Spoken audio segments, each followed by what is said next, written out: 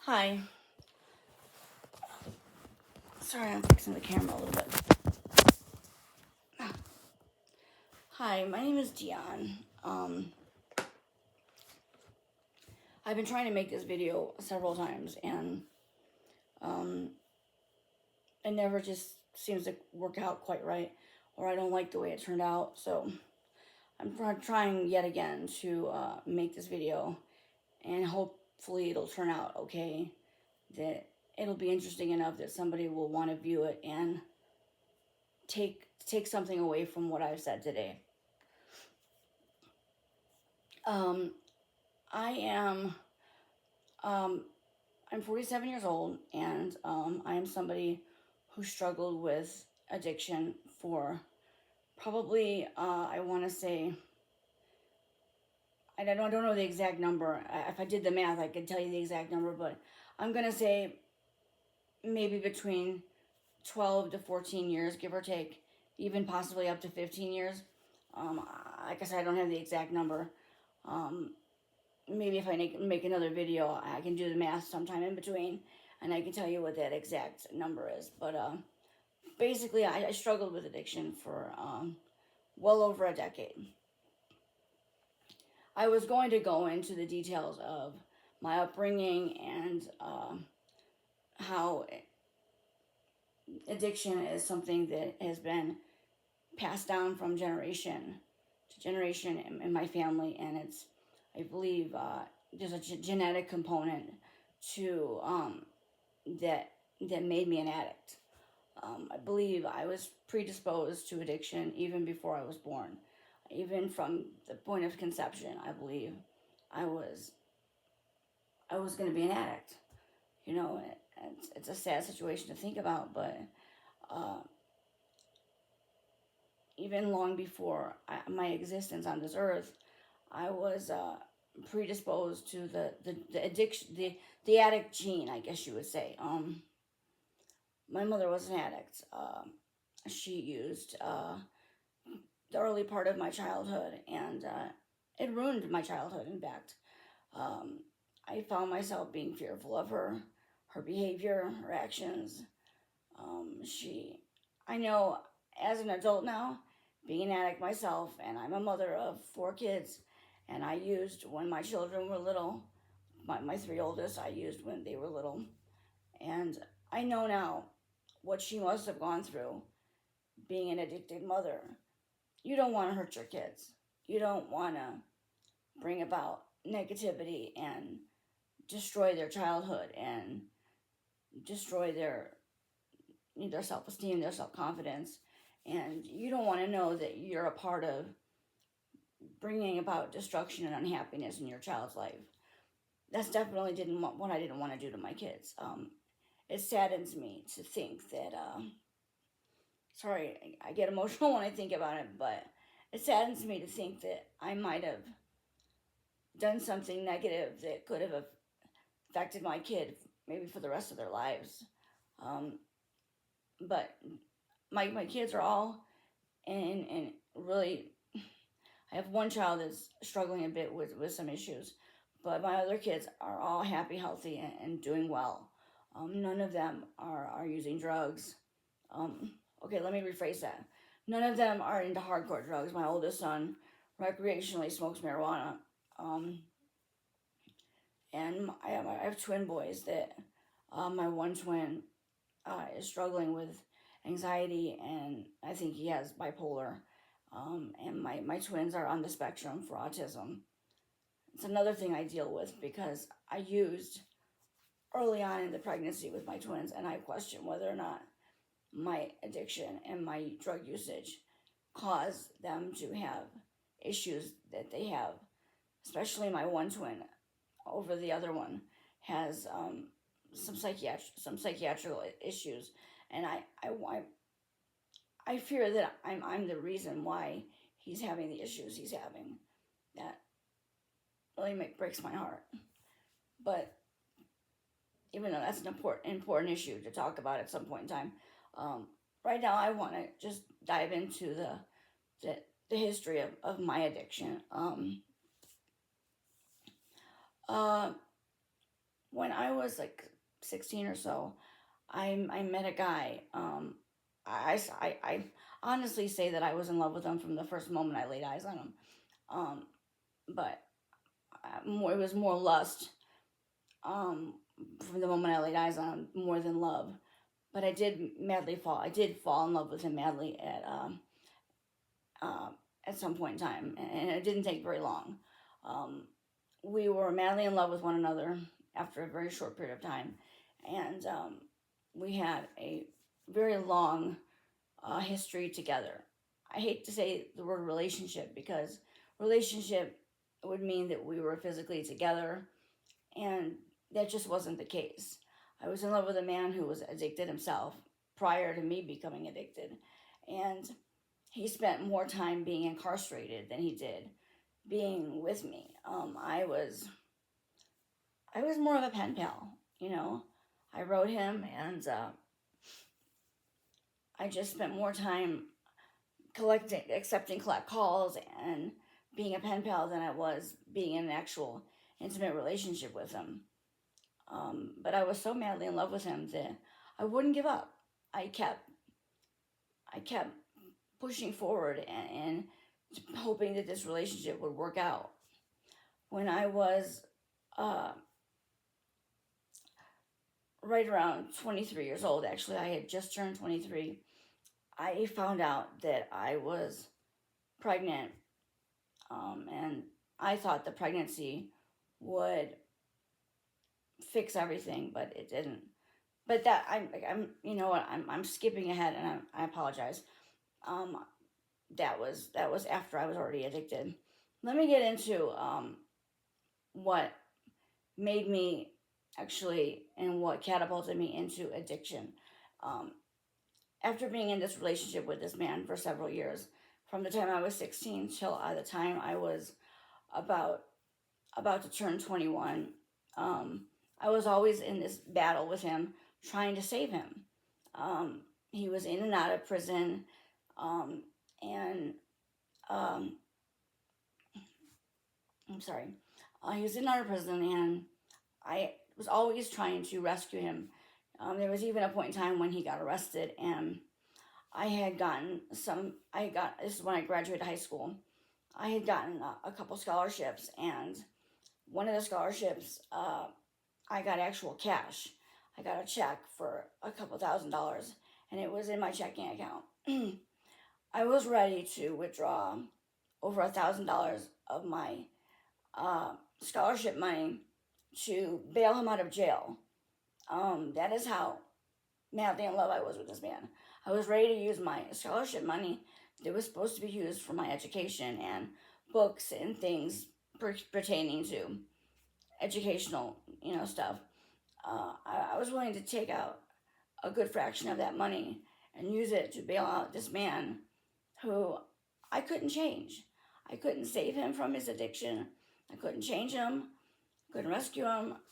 I just watched him fall deeper and deeper into this pit, this abyss of his addiction that I couldn't fix. I need a drink. My mouth is getting dry. Um, and I even went through a period of time of taking him to church every Sunday. We would go to church, and let me tell you, that's something that is kind of controversial with me because I went to a Catholic school all my life, and I kind of rejected the Catholic religion. And that's no offense to anybody who's Catholic. I was raised in a Catholic family. My oldest son got baptized, made his confirmation, and his what's the other thing called? His confirmation, and he went through all the steps that you go through. I know there's a step I'm missing. Communion. He made his first communion. And he is very happy to be Catholic. So, and I'm fine with that. I always said that when I had kids, I would never push them into religion, that I would give them information about religion, but I would let them make up their own mind as far as the choice they wanted to make, because I feel like religion is deeply personal choice. It's a belief system that's very personal to to oneself. And I was very much pressured as a kid to be Catholic and to have this belief system that I just didn't have. And I consider myself to be more agnostic. I'm on the fence about, is there a God? Isn't there a God? And a lot of it is because I went through so much agony in my life that I question, how could God let an innocent child go through so much pain and suffering? Why wasn't I protected more? Why, and maybe I'm looking at it all wrong. Maybe, God doesn't control those things. Maybe, God stays back and watches what goes on on earth, and lets people make their own choices, good or bad. And so I'm on the fence about it. I don't know how I really feel about the whole God thing. But anyway, my point is I was taking him to church every Sunday, hoping that bringing religion into his life would be a saving grace. Nothing changed the course of what was going to happen with him. And let me tell you, when I tell you the final result of what happened with this man, it wasn't good. Um, uh, when I was about 21, about to be 21, he was incarcerated, and he was getting out on a work release program where he would live at a facility. And I was living in Chicago at the time. I was born and raised in Chicago, and I stayed there till I was 23 years old. And at that point, I moved. So he was in a work release program, and he would get to, on weekends. He had a job that he was working during the week, and on weekends he would come and have these passes where he could go and visit family. So when he came to my house, I had my own apartment, and I was running. We had a family-owned business. It was an automotive business in Chicago, and I lived in the apartment owned by my family next door to the business. So it was very convenient. I just went right next door to go to work. It was really great. I had my own apartment, so he came over and visited me on a few of the passes that he had, and I had a fear of him using again, because he always did. He always relapsed, no matter what.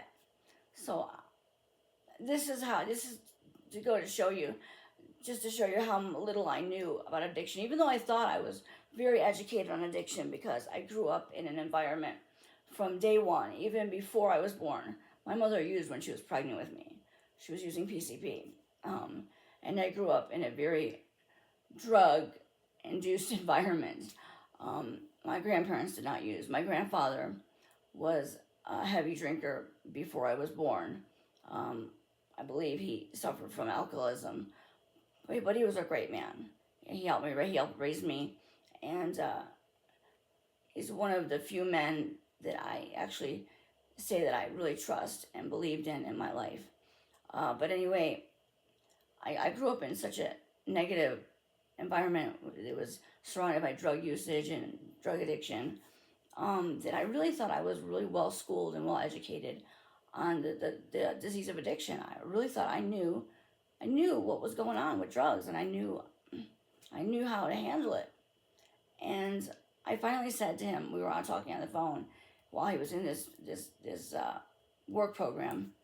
I said to him, if you ever have a craving to use, talk to me about it. I said, maybe we can buy a small amount of the drug. You can do it safely in my apartment, and then you could just carry on with life. I said, but we can try to monitor what you're doing and try to keep it tame and keep it under wraps, and that way you won't go off the rails and screw everything up for yourself. And I said that to him because I thought if I could monitor his usage, because every time he would use, he would hide from me, if you will. He would disappear for days at a time. He'd show up for a little while, but then he'd disappear again, and before you know it, he'd end up back incarcerated again. And And it was just a cycle of madness that I was going through with this man. I was so passionately in love with him, but I just refused to give up. I refused to give this man up, even though as an adult now, as an adult woman who has more experience with life and stuff, the best thing for me would have been to have given him up, because it would have saved me from a lot of pain and heartache that I dealt with later on in life. Well, we bought some drugs on a pass that he had to come to my house. And he did the drugs. I didn't like the way that he was acting. He was acting paranoid. And his eyes got like these, his pupils got huge. He was smoking crack. That was his drug of choice. And I attempted to do a little bit of it, like for the first time. It didn't really affect me, and I think because maybe I wasn't inhaling or something. And I was like, I don't get it. What's the big deal about this stuff? I couldn't figure it out. But I was having one of the employees from our automotive store. He was staying in my spare bedroom in my apartment for temporarily, because he was trying to find a place to stay, and he knew where to get the drugs. So after I brought my boyfriend back to the place he was staying for the work program he was in, I asked this guy that was staying with me, I said, do you know where to get some crack from? I said, I want to try it. So we went and we got some, and I did it, and I bought, I don't know how much I bought, but I bought enough that I finally figured out how to do it and do it right. And I liked the way it made me feel. And I proceeded to stay up for 2 days smoking crack back to back. And I would have to say within a month or so after experimenting, if you want to call it experimenting with this drug, I was doing it daily. And I went to my mother's house to visit her one weekend. And my mother was very smart. She was a recovering addict herself. And she was one of these people that I could never get over on her. She was always 10 steps ahead of me. She always knew what I was going to do before I would even do it, because she'd been there, done that. And she was wise beyond her years. And she said to me, when we were sitting on the couch at her house watching TV together, she pulls out this thing. It was a drug test. She said, I want you to take a drug test for me.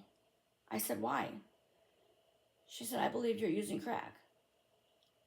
I said, why would you think that? She said, a little birdie told me that you've been experimenting with crack and you've been using it quite heavily recently. And I said, well, I don't have to pee now. I said, it'll have to wait till later. Well, I never peed.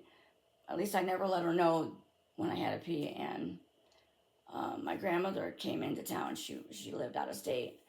My grandparents retired and moved out of state. And she came in to visit. And my grandmother was told that I was using drugs. And I eventually went to stay at with my grandmother. I gave up my apartment and everything. And I thought maybe a geographical change would cure me of my addiction.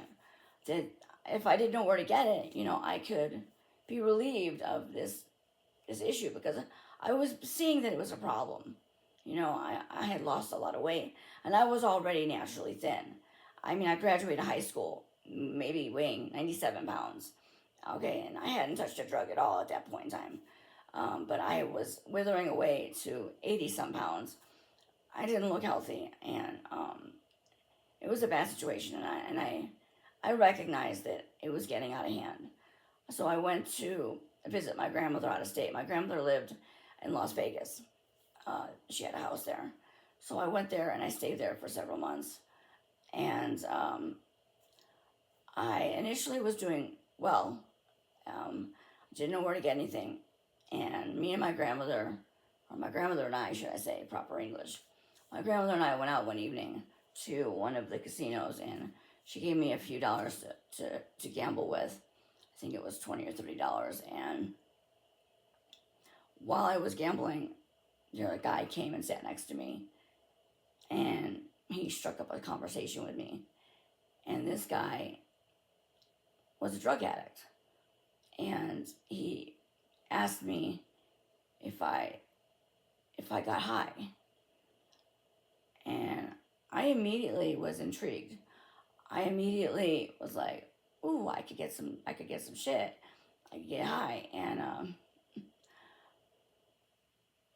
he gave me a tissue, a crumpled up tissue, and said, "Here's some stuff." And he gave me his number, and he gave me a pipe, the drugs, and everything that I needed to go home and get high. And I went home and I got high, and it was like a sense of relief. The first hit I took, I was like, I took this sigh of relief, like I had been waiting for that all this time that I had been abstinent from the drug. And I began to use out there pretty regularly after I got a hold of him. It became a problem, and my mother came out to Las Vegas because it was my grandmother's birthday. She was throwing her a surprise party, and my mother was overtly aware of the fact that I obviously found drugs out there. And I went back to Chicago shortly after my mother came to Las Vegas to throw my grandmother this surprise birthday party. She arranged for me to be checked into a rehab in Springfield, Illinois, because my mother worked for a drug rehabilitation. My mother got a degree and became a substance and alcohol abuse counselor. She went from being a hardcore drug addict to a substance and alcohol abuse counselor. She totally made a turnaround with her life. She worked in the jails and in the prisons in Illinois, in the treatment centers that they had within the jails and prisons. And she arranged for me to go into an inpatient treatment center for 3 months. I did not stay there the 3 months though. What ended up happening was one of the girls that was in the treatment with me, she was in the same room as me. She snuck in. She was able to sneak in a prescription of downers. I don't even know what they were, but I saw where she put them, and I took a handful of them and proceeded to take a shower and took my razor blade and sliced up my arms and my legs with my razor blade. I was taken out on a stretcher and put in a psychiatric ward. And I was hospitalized for a couple weeks. When I was deemed safe to be released, I went back into the treatment center, and my boyfriend got out of prison, and I found this out, and sorry, my mouth is so dry. My boyfriend got out of prison, and I immediately wanted to leave the treatment center to go be with him. And I took an overdose of something else. I don't remember what it was. Temazepam, but something, I forget what it was. I cannot remember for the life of me what the hell it was. But I went to the emergency room, and I was given charcoal. I remember they were making me swallow charcoal to get to either soak up the drugs that I had taken. And my boyfriend and his brother came and saw me in the hospital, and I must have looked a mess. I had charcoal all over my face, all over my hands, all over my hospital gown. And he's like, "Dion, what did you do?" He said, "What the hell's the matter with you? What did you do?" Um, uh, I don't remember how it all played out, but I ended up leaving the treatment after a short period of time, and I went home, and I was staying with my aunt. She was now living in the house that my grandparents lived in prior to them moving to Las Vegas and retiring. Um, she was now living in that household, and she lived there with herself and her son and her daughter. And I was staying with them because I no longer had my apartment. I gave all that up to go to Las Vegas for that geographical change that I thought was gonna change my life, I and that didn't work. So I was staying with my aunt, and my aunt was a crack cocaine addict. Okay, she had been using for many years, and that's how my boyfriend and her knew each other.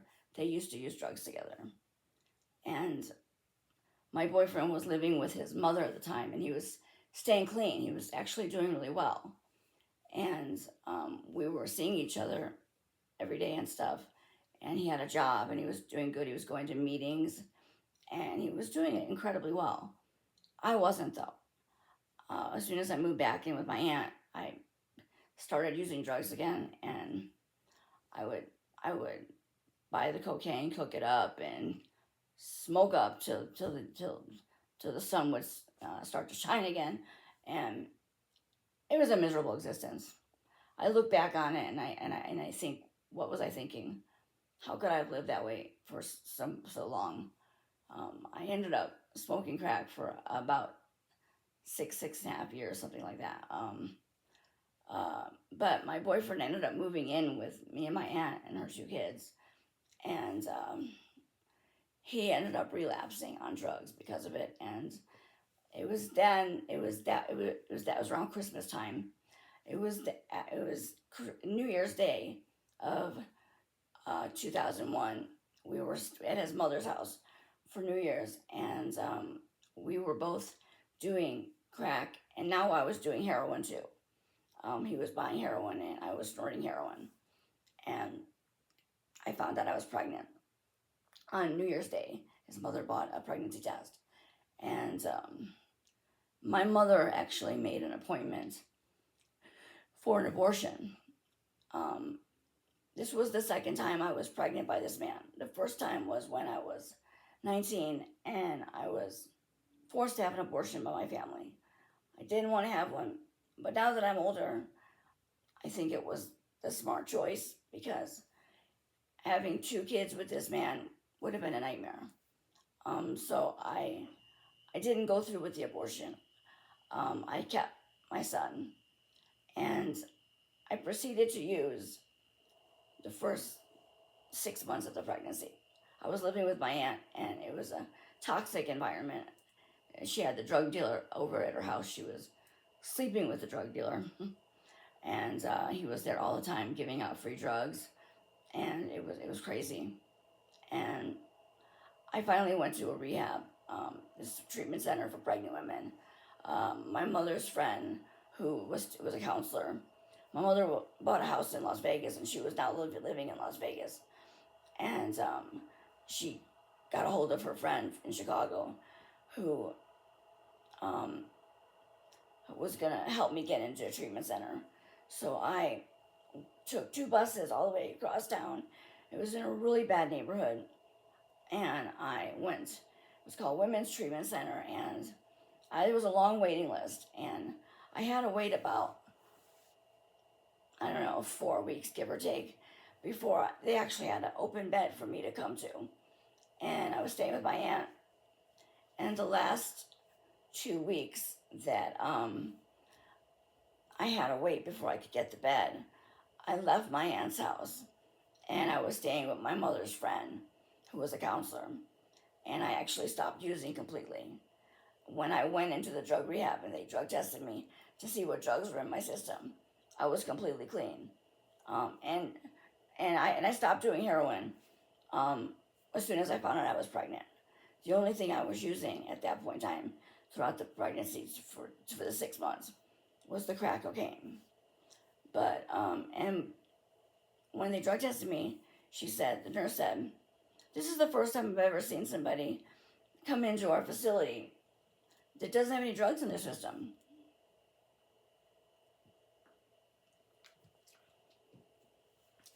I said, yeah. I said, I moved out of the place I was living a couple weeks ago. I said, and I was staying with somebody who is sober, and I haven't been using the last couple weeks. I said, I've been clean a good 2 weeks or so at that point in time. And I was really nervous about my baby because I was so afraid my baby would be born with drugs in the system and I would lose my son. I didn't want that. I didn't want to lose my son. Every night I would lay in bed, and even though I'm not religious, and I've expressed that earlier that I kind of anti-religion, there's a part of me that does believe there's something up there that's higher, that's more powerful than us, and is at work and is watching down on us. I had a rosary beads. I don't remember where I got them from, but I had them for a long time. And every night, and when I was laying in bed, I would say a rosary. Sometimes I would fall asleep before I got to finish, but every night I would attempt to say the whole rosary. And I would say, God, if you're there, please protect my baby. Please don't punish my baby for my mistakes. I said, I'm trying so hard to do the right thing. I am living in an environment that's structured, and I'm trying so hard to do right by my baby. I said, please don't punish my baby and make anything be wrong with him. He doesn't deserve to pay for my mistakes. And I would say that every single night. And I went to all my doctor appointments from that point on, because I never even saw a doctor till I was like 5 months pregnant. My doctor was really concerned about me because at 5 months pregnant, I weighed 101 pounds. I was really underweight.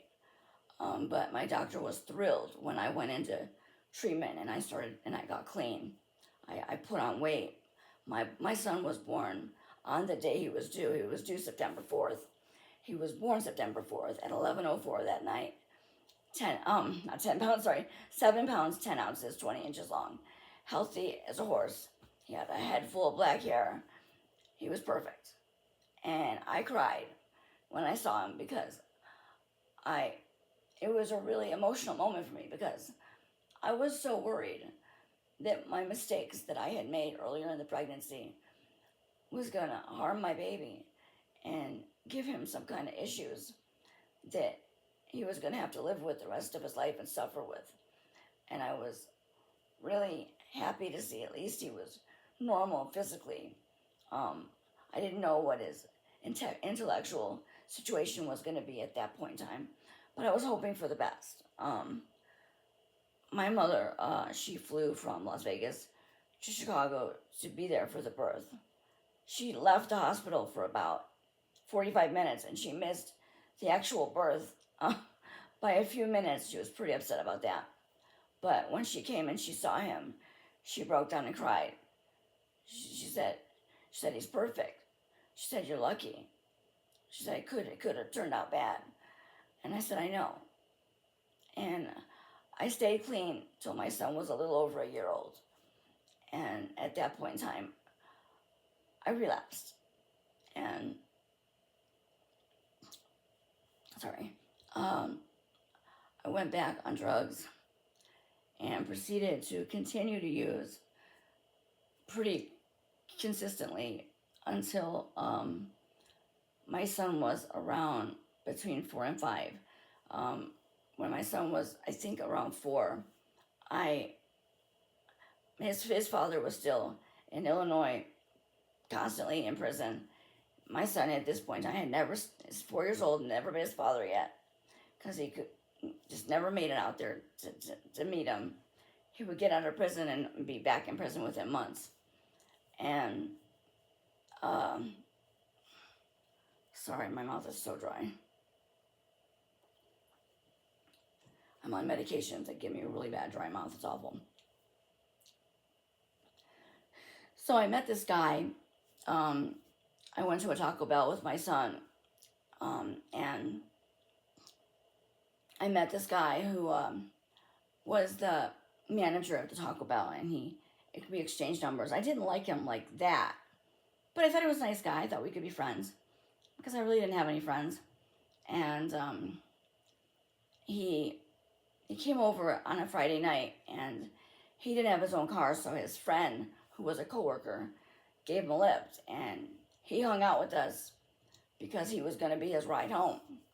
And it was like the three of us hanging out, and I was living in my mother's house. I had my own room, and we hung out. And that night, I was still smoking crack, but I was starting to transition from crack cocaine to methamphetamine. So I was slowing down on the crack, and I was picking up methamphetamine. And shortly before I met this guy I was hanging out with one night shot me up with meth, and it was the craziest feeling I had ever felt before. It was the most intense rush I'd ever experienced. To say it was an addictive feeling is an understatement. It was incredibly intense. I mean, it was like nothing I'd ever experienced. It hits you. You get this heat wave in your chest, and it actually made me cough. It makes you cough sometimes, and it was such a rush. And from that point on, I was chasing it, like trying to shoot up as much as I could. My mother found out that I was injecting. She was not happy about that situation. She said, "Do you not know what you are doing?" She said that's so dangerous. And I guess I should explain why my mother was so against shooting up. When in the late 80s, when my mother was shooting heroin and cocaine, my mother contracted the AIDS virus, and she found out in 1995 that she was HIV positive. She went into full-blown AIDS right around the time I was pregnant. Found out I was pregnant with my eldest son. So shooting up was something she really frowned on. And I guess I should mention also that when my son was about 1.5 years old, my mother relapsed on crack cocaine. And she and I were using crack together, not sitting in the same room, but in the same house. I was prostituting. She would let me take her car, and I would go downtown in Las Vegas because I was living in Las Vegas now. I moved to Las Vegas when my son was 10 days old. I probably should have mentioned that. Sorry. I'm a little all over the place. I'm not used to recording myself, so this is a whole kind of different experience for me. So forgive me for being kind of all over the place. But I would take her vehicle, drive downtown, where it was the easiest to make money the quickest. And after I made enough money, I would score some drugs and drive back home. And when I met this guy at the Taco Bell, I didn't like him, but his friend that had the car, he wasn't my type physically. I mean, I wasn't physically attracted to him, but I liked him as a person. I liked talking to him. Sorry, my mouth's dry. Okay. I thought he was a really cool guy, and was the one thing that really caught my attention was he left my bedroom because we were all hanging out in my bedroom. He left my bedroom to go to use the restroom, and he had been gone for several minutes. And I'm thinking, what, did he get lost? I mean, where did he go? So as I was walking down the hallway towards the bathroom, my son's bedroom was on the right before the bathroom.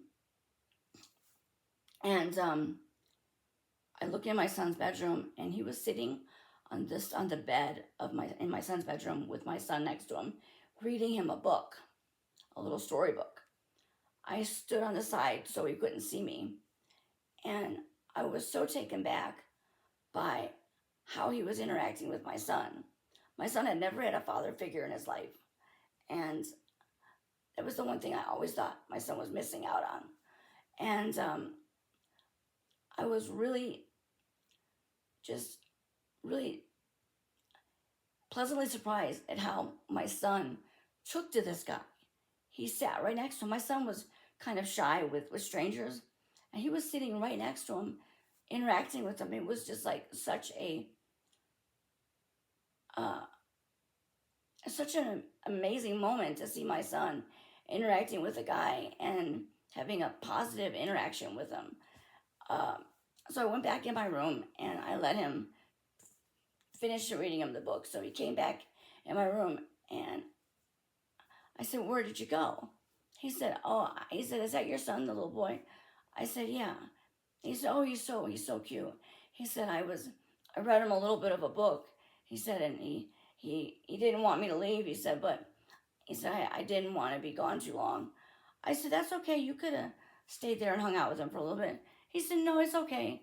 He said, "Maybe I'll get to hang out with him again in the future if you let me." And I said, "Yeah, sure." And that night, uh, his friend kind of gathered that I obviously liked his friend more than I liked him, at least in that way. And he was pretty pissed off about it. And and this guy drove his friend home, and I told him, I said, "When you're done driving home, come back to my house." I said, I want you to come back." So he came back and we spent the night together. And one thing led to another, and we had our little encounter, and um, I went on with my life the next day and went downtown again and made my money and got my drugs. And finally, one night, I had some kind of stomach bug and I was throwing up.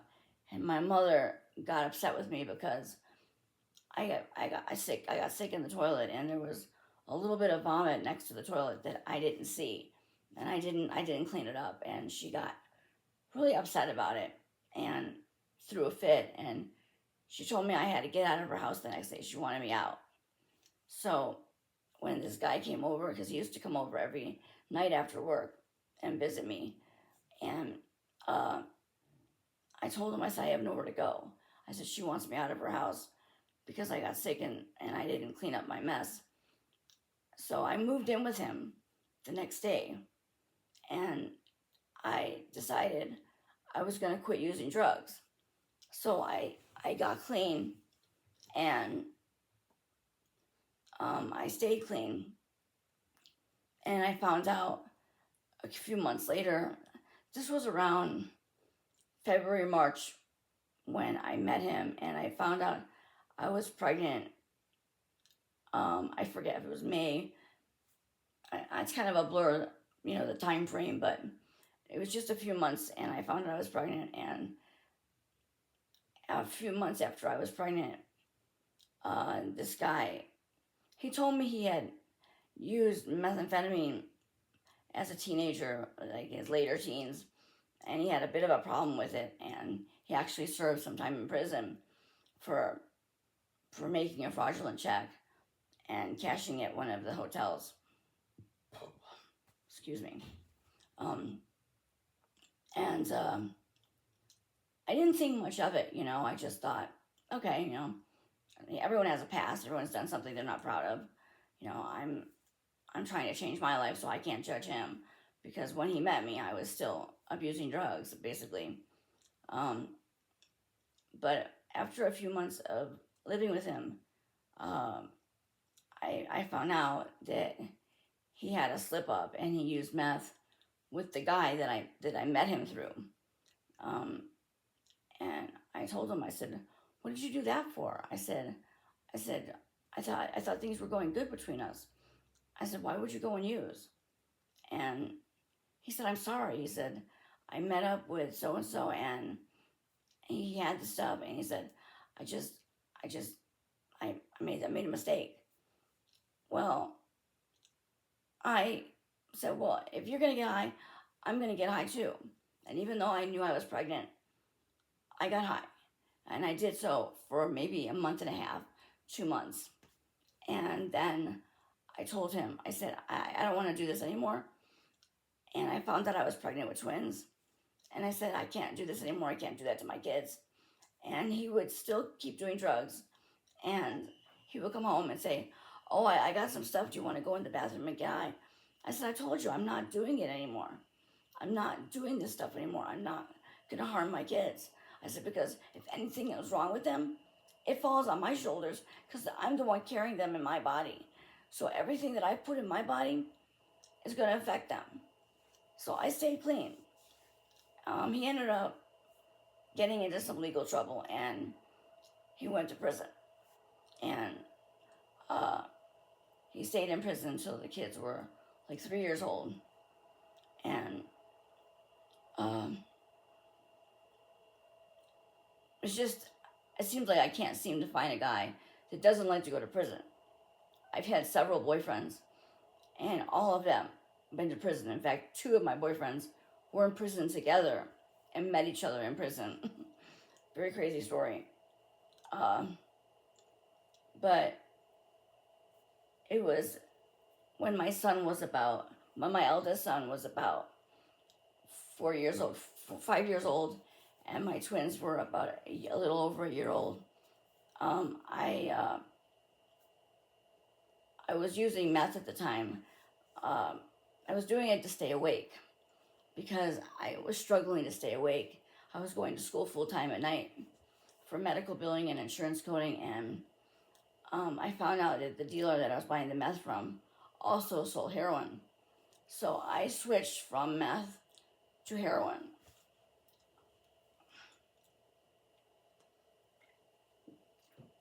And I proceeded to use heroin every day pretty much for 7.5 years. And when I couldn't afford my habit anymore, I went back to prostituting to support my habit. I continued to use until I was 34 years old. When I was 33, I found out I was pregnant again. And to say it was an inconvenient time is an understatement. I tried to get into a detox. They wouldn't take me because I was pregnant. They said it was too much of a liability. There was too great of a chance of me miscarrying or something along those lines because of being pregnant and the withdrawal symptoms. They said it was very dangerous. They urged me to go and get on methadone. Well, I researched methadone clinics in the city I lived in Las Vegas, and I didn't think I could afford it, and they were really far away. I questioned whether or not I could get there because I'm really bad with directions, and unless it's really simplistic directions on how to get to a place, I'm going to get lost, and it's going to be a dramatic situation for me. And all along, I thought that the child that I was carrying was my husband's baby because everybody that I was with, I used protection with. There were only 2 people I didn't use protection with. My husband, and there was an older gentleman that I had been seeing for many years. And he had a vasectomy. So I wasn't questioning his, paternity situation. So I couldn't get clean. And I applied for a medical card, and I was told that the medical card would cover a methadone clinic. There's a lot of methadone clinics that would have accepted the Medicaid. I moved out of my husband's house and moved in with my grandmother because my ex-husband was very abusive. Not so much physically, but verbally. But he did get physical with me one time. I was sleeping on the couch because I didn't want to sleep with him. I had issues with him. And I forgot to pick up the sheet on the couch because I went somewhere. And threw a metal object at my face and sliced my cheek open. And I was gushing with blood. I called the police, but uh, I went and stayed somewhere else, and the police never showed. I waited there for an hour and a half. I don't know what happened. I wanted him to go to jail though, because all the times he abused me verbally, I couldn't do anything about it because they were just words. Even though he was hurting me so much with his words, this was the first time he actually did something physical. And I thought, he's going to go to jail. He's going to learn a lesson for the way that he treats me, because he treated me like garbage almost the entire time we were together, except for the first few months, especially when he was on drugs. He was very abusive to me, calling me filthy names, pushing me around. He was just a piece of garbage to me. I really hate his guts at this point. So I went through this entire pregnancy with no medical care, because the medical care was supposed to be delivered to my ex-husband's house. And he called me and said, "You got a letter. They denied your medical coverage." He said, "I don't know why. They didn't explain. They just said at this point in time they cannot provide you any medical coverage." Well, I had no reason not to believe him. I believed him, and I just thought, well, I don't know what to do. It was getting to be the point where I couldn't have an abortion. First of all, I couldn't afford it, and second of all, I was far too far along in the pregnancy. So I continued to use throughout the entire 9 months of this pregnancy. And, sorry, I got such bad dry mouth.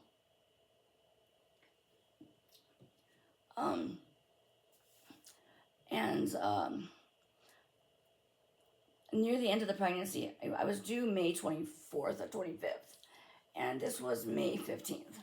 May 15th. And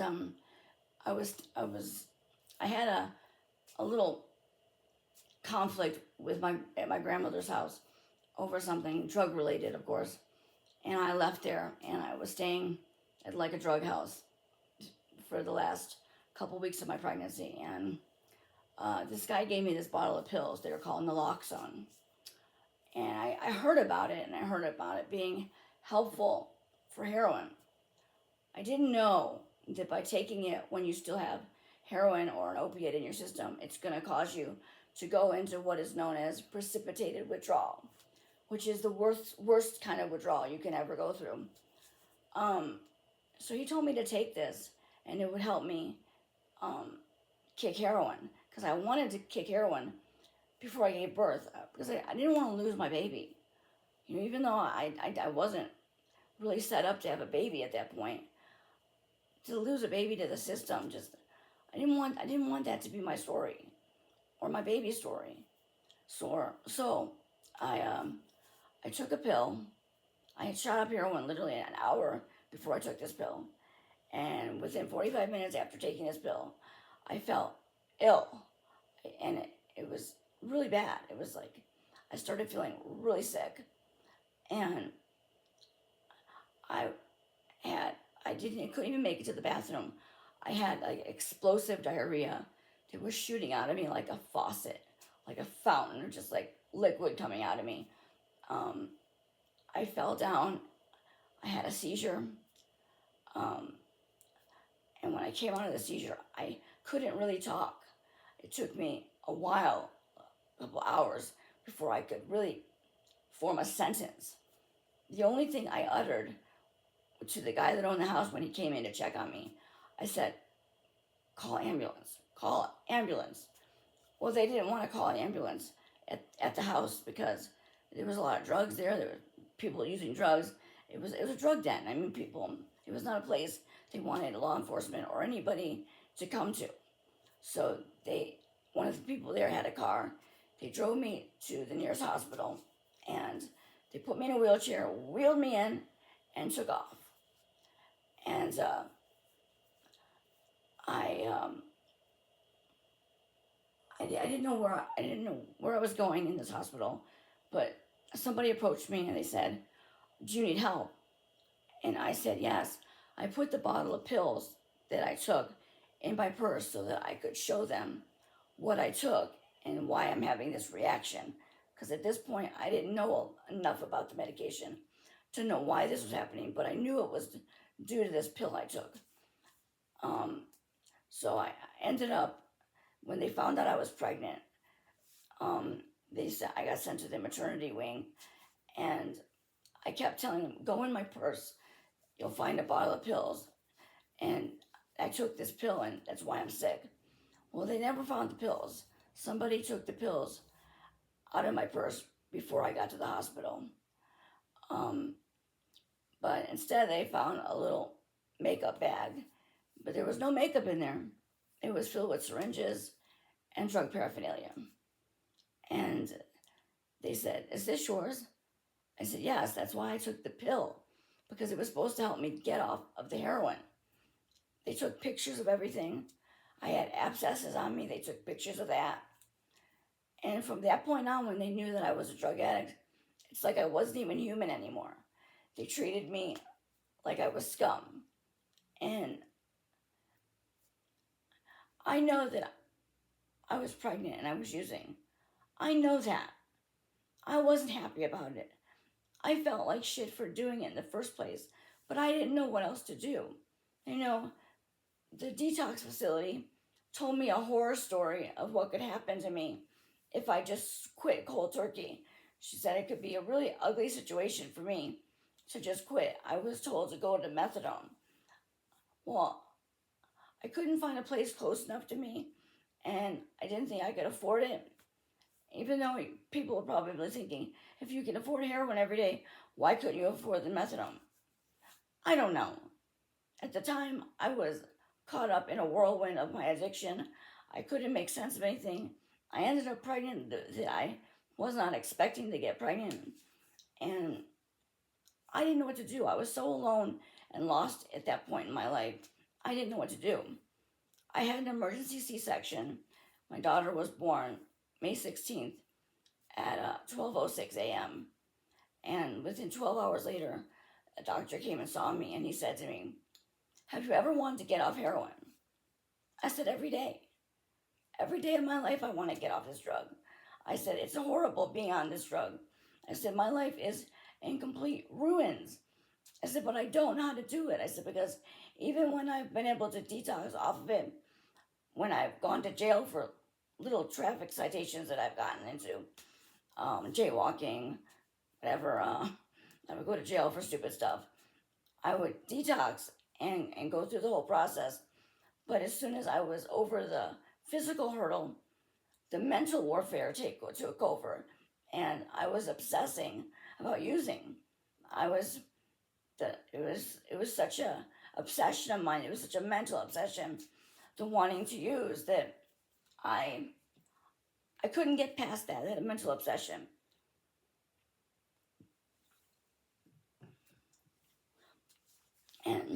And I said, I don't know what to do. I said, I did not want to go through 9 months of a pregnancy in the way that I did. I said, I have other kids, and I always was able to quit drugs and stay clean at least part of the pregnancy so that my babies were born healthy and clean. I said, this was the only pregnancy that I just couldn't quit. I said, because I was using a different type of drug. I said, cocaine and heroin are very different. I said, there's a physical withdrawal that comes attached to quitting an opiate like heroin. And he said, what if I was to put you on a medication that would take away the withdrawal symptoms, the craving to use, and allow you to get on with your life and maybe get your baby in your possession, in your care, and be able to have a decent life ahead of you. He said, you're still young. You could have a full life ahead of you at this point.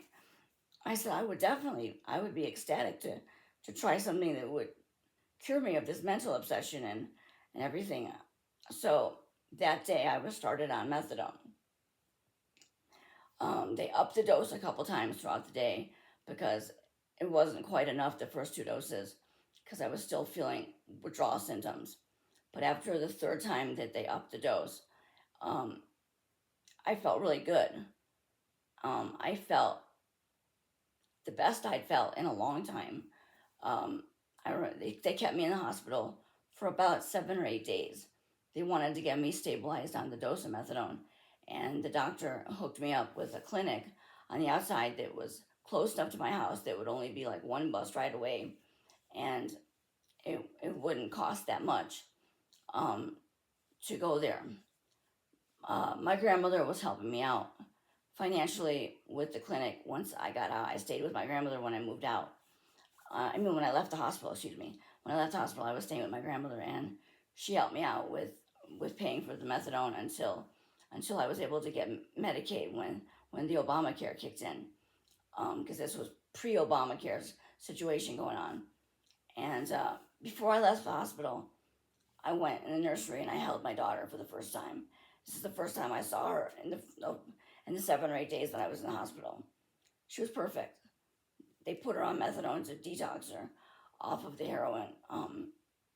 It broke my heart to know that this poor baby had to go through what she had to go through. She had seizures her first week of life, and that was all because of she was detoxing. I wasn't using a lot of heroin. I was using maybe $20 a day, but it doesn't matter. I have so much regret for so much in my life.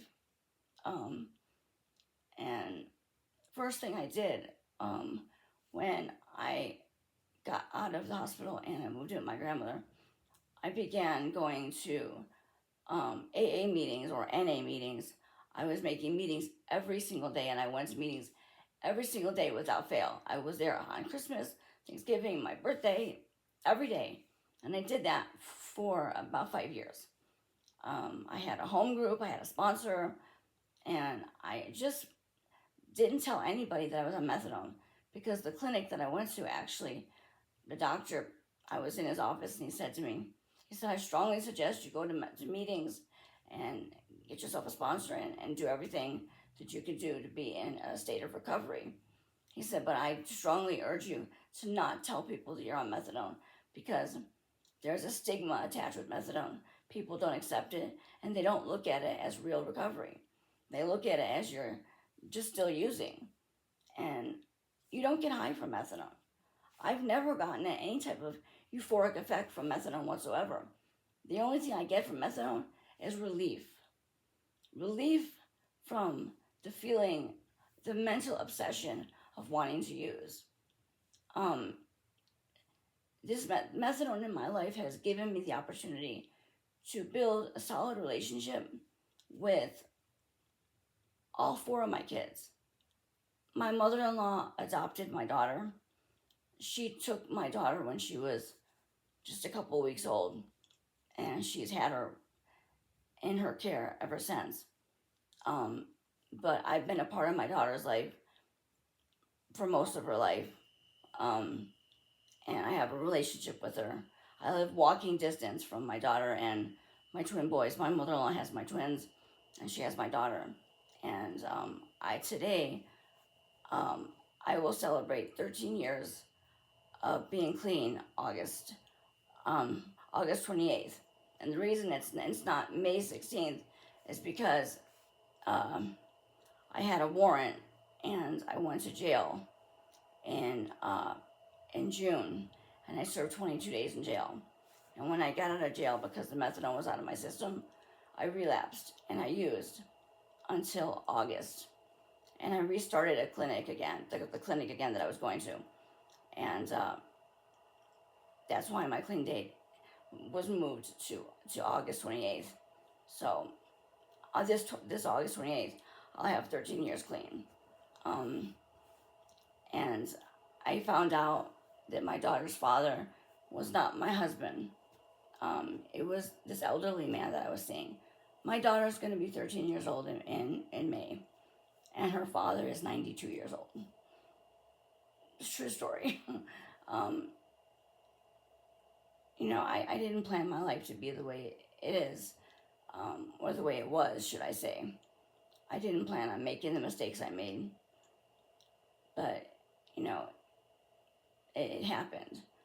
And I think that I could either lay down and cry about it, or I can take what I've learned over the course of the years that I was abusing drugs, and I can make myself a stronger person.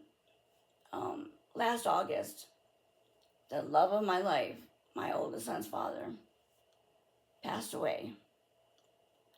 Um, he was beat to death in Chicago. We don't know why, but he was put on life support, and his mother took him off life support because he was in a coma. After, I don't know how long, but he died last August. There's two deaths in my life that I'm having a real hard time dealing with, and that's the death of my grandmother, who died in 2021, and this my eldest son's father, the love of my life.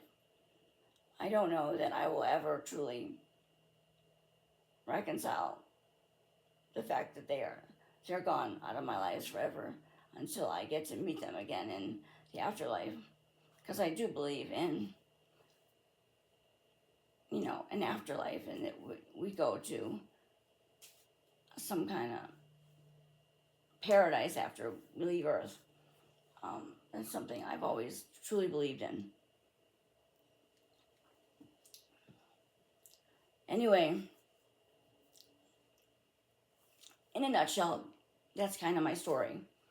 I didn't go into details about all the trauma that I dealt with as a child and even as an adult. I have a lot of sexual trauma, a lot of things that happened to me over the course of my life that I didn't get into detail with. I just wanted to get into a little bit of backstory about what led me into a life of addiction and how I ended up getting clean. I'm an enormous advocate for methadone as a recovery, a means of getting recovery in your life. I couldn't get clean on my own. I tried.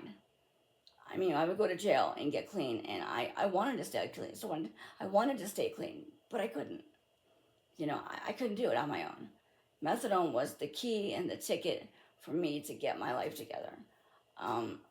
This April, right now, it's March. If you're not sure what day it is when I'm making this video, next April, next month, I am taking a course to become a recovery peer support specialist. Right now, I'm just working at a convenience store just to kind of pay the bills, because it doesn't even pay the bills. I'm getting paid so shitty. It's ridiculous. I'm making almost nothing. But I'm not just taking this course for financial reasons. I mean, yes, that's a bonus to make some decent money. That would be great. But my main reasoning for doing what I'm doing, as far as taking this change in my life and hopefully having a career in front of me with this certification I'm going to get. I want to help people. I want to be somebody that can show people, listen, I was out there bad. I couldn't quit for anything, not even when I was pregnant. I couldn't find means to give up that drug. I used to the bitter end. When I just, even when my back was against the wall, I still used. I couldn't quit. And I just want to tell people that if you have even a little bit of a desire to change your life for the better, if you just want to make things a little better in your life, change things around, put things back into perspective, get back the relationship with your family, your children, get a life where you can be employable, have your own place, just have a life at all that's worth living for. Because when we're in our addiction, life isn't even worth getting out of bed sometimes. It's a joke. It's a joke of a life. It's a hell on earth. I hated my life. I wanted to be dead every day. Every day I would pray that I would die in my sleep. But my sponsor told me that there's a reason why I survived everything that I've survived. And if you knew my whole story in great detail, you would understand why I say I have survived a lot. I have dealt with a lot, I've survived a lot, and there is a reason why I am on this earth right now. And I believe that reason is to share the message of hope to people who feel they're hopeless. Because there is always hope. There's always a chance that you can make things better. But you've got to believe just a little bit, not a whole lot. If you can have just a little bit of hope, a little bit of faith that you can make it things better for yourself with the help of somebody who's been down that road like myself. I want to help people who have begun to feel like it's hopeless and there's no hope for them ever getting their life back to the way it maybe once was, or maybe their life was never that great. I want to give them hope that they can have a life that's worth jumping out of bed and being excited to take on a new day. I'm very passionate about that. And if I can do that and make an income at the same time, what a great way to live life. And that's what I want to do. I want to share my message with somebody who's feeling down and out and feeling like they're in a hopeless situation, because I want to let them know that I felt that way too. And if I can turn things around for myself and have a life that's worth being excited about again, there's hope for everybody. And that's basically all I wanted to share today. And I'm hoping to make more videos and document, more of the journey that I went down in my life, the things that I endured and the things that I went through. And if I can find hope and believe that there's a reason for me to continue to exist on this earth, then I believe anyone can. And I'm going to say over and out for now. And I hope to see you guys soon when I upload my next video. I don't know what it'll be about now, so I'm not going to even put a label to it, because I don't know what the next thing that I will want to document on a recording will be. But it'll be something about my life or something that I experienced, and something that maybe other people can relate to, and maybe they've been through a similar situation. But I just want to be somebody that people can relate to, and be somebody that people can say, if she can do it with everything she's had to go through in her life, and she made it out the other side, and she's got a better life today, maybe there's hope for me too. And that's my message. A message of bringing hope to people that are feeling they're at the bottom of the barrel and there's no hope left. There is. There's still hope. And there's still a chance for you to turn it all around and make a better life for you. If you have kids, if you have family, there's always hope. And I'm going to end things now, because I'm rattling on too long. And I look forward to talking again and spreading my message of hope to more people and making them aware that there's help out there for everyone and anyone. You just have to open your eyes and stretch out your arm and reach for it, and it's there. Thanks for listening. Bye.